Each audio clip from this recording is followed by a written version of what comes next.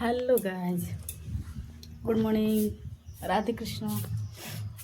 দেখতে পাচ্ছেন চলে আসছি স্কুল থেকে, এখনও দরজা খুলি নাই। দেখেন, হ্যাঁ দরজা খুলবো, তারপরে ভিতরের অবস্থা একটু দেখবেন। মানে যে মেয়েরা জব করে, মানে বাইরে থেকে ডিউটি করে আসে, আবার ঘরের ডিউটি।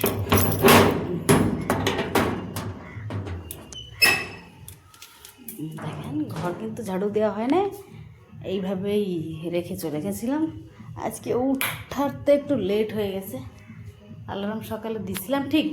দেখেন অবস্থা, দেখেন ঘর দৌড়ের। এই যে ঝাড়ু করিনি, সকালে ঝাড়ু করব। আর এটা হচ্ছে রান্নাঘর। দেখেন রান্নাঘরের অবস্থা। রাত্রে দুজন খেয়ে এঠো থালা বাসন সব আছে, এখন ধুবো। দেখেন ঘর দৌড়ের অবস্থা, দেখেন এই যে অবস্থা। আর মেন কাজ আজকে আছে, এই জিনিসটা একটু লেপালেপি করতে হবে। আগেই তলার এতটুকু ছিল, মানে এইটুকু উঁচু করে এতটুকু ছিল।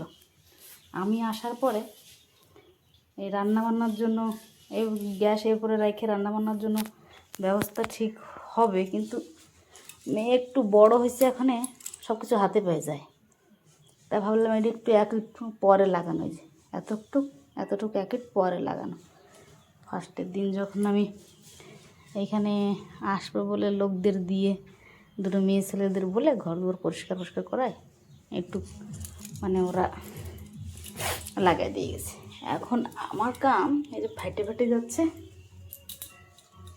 এগুলো একটু লেপা লাগবে, নইলে এই ফাইটে পড়েই যাবে। আমার মেয়ে কী করে, এই চলটি ধরে এরকম উঠায় ফেলাই দেয়। ও একটু আছে ওর দিদার কাছে, শরীরটা ভালো না তো, আর রেখে আসছে এইখানে। তা ভাবতেছে এই ফাঁকে আমি কামগুলি করে নিই। দেখি ইউনিফর্মটা ছেড়ে তারপর আরম্ভ করি, না ইউনিফর্মে বেশি গরম লাগতেছে। চলো ঠিক আছে, লাগে পড়া যাক এই কামে। তারপরে যাব একটু 72-এ, মেয়ের কাছে একটু যাব।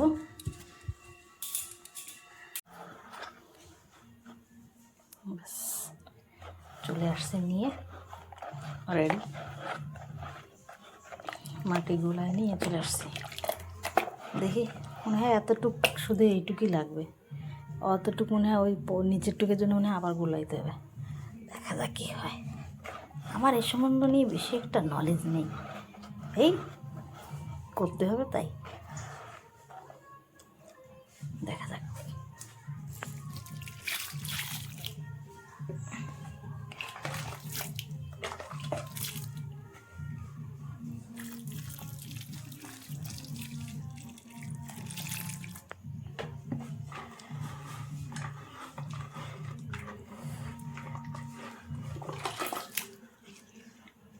ও হো, দেখেন বিষ পিঁপড়া এগুলি, কিন্তু এগুলো যদি কামড়ায় ভীষণ কিন্তু জ্বলে।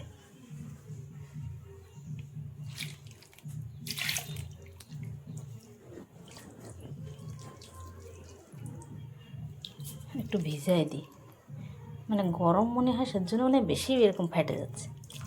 একটু ভিজাই রাখি, তাতে কী হবে, এই পিঁপড়েগুলো চলে যাবে। আর ভিজে গেলে আমার সুবিধা হবে একটু লেপালেপি করতে।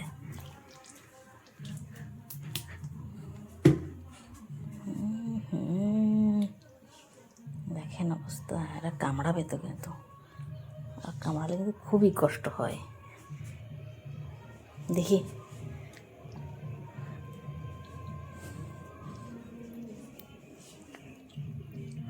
আরও লাগবে, মানে এত ফাটছে যে এই সে হচ্ছে না, আরও লাগবে। ওই তলারটুকুর জন্য নিচেরটুকুর জন্য আমি আবার গোলাবো।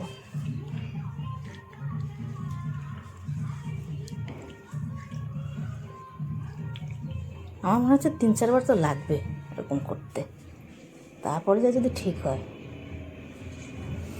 তাই না? মনে হচ্ছে তো সেরকম। যখন এই ছিদ্রগুলি পুরো ভরে যাবে তখনই আর ফাটবে না।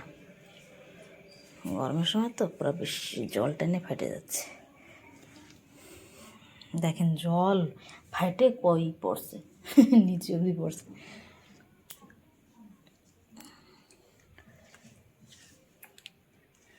আজকে হাজব্যান্ড যেহেতু আউট অফ টাউন, তো তার জন্য সব কাম আমারই করা লাগবে, একাই করতে হবে সব। নাহলে উনি ঘর দৌড় একটু গোছায় ফেঁচায় ফেলে, ঝাড়ু ফাড়ু করায়, একটু বাসন বাসন একটু গোছায় ফেঁচায় ফেলে, আমি এসে অল্প কিছু করলে হয়ে যায়।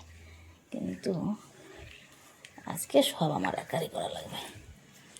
অনেকটা কামে গেছেন, আর কী করা যাবে, কাম দাম তো মানুষের লাগেই থাকে। এখন মনে হচ্ছে এইবারের পর আর অত ফাটবে না। এই এক্সেস যেগুলি হচ্ছে আমি টেনে টেনে নিচে দিয়ে দেবো, নিচের পাটটুকে। হেল্প করে উনি, এরকম না যে হেল্প করে না, অনেক হেল্প করে। আমার শরীর খারাপ ছাড়া রান্না বান্না করে গোছায় গাছায় থালা বাসন, একটু থালা বাসন যদি থাকে ধুয়ে ফুয়ে ঘর দৌড় ঝাড়ু ফাড়ু দিয়ে, জল আসলে জল ফল ধরে পুরা রেডি। কিন্তু কতদিন, মেয়ে একটু বড় হলে 2-2.5 বছর হইলে উনি ওনার জবে আবার জয়েন করবেন হায়দ্রাবাদ।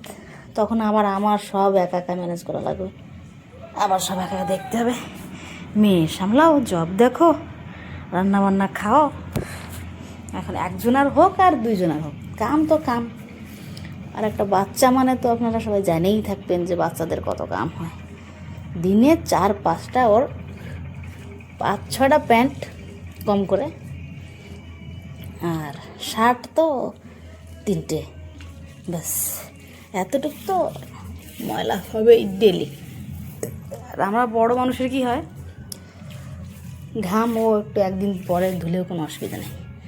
ছোটো বাচ্চাদের ইউরিন ফিউরিন তো প্যান্ট একটু ধোয়া লাগে সেই দিনের তা সেই দিন, না হলে ওর অবস্থা থাকে না, জিনিসপত্র নষ্ট, এই আর কি। তাহলে আমি এটা কন্টিনিউ করি আর কি, দেখি কত দূর পারতেছি। আর আপনারা বলবেন যে কেউ যদি এই নিয়ে বুঝে থাকেন, ভালো জানে থাকেন যদি কেউ, যে আর কি করলে এই ফাটা কমে যখন লেপার সময়, আর নইলে আর কিছু করলে যদি এই ফাটাগুলি দেখা যাবে না, আর বলবেন নিশ্চয়। ঠিক আছে, বাই।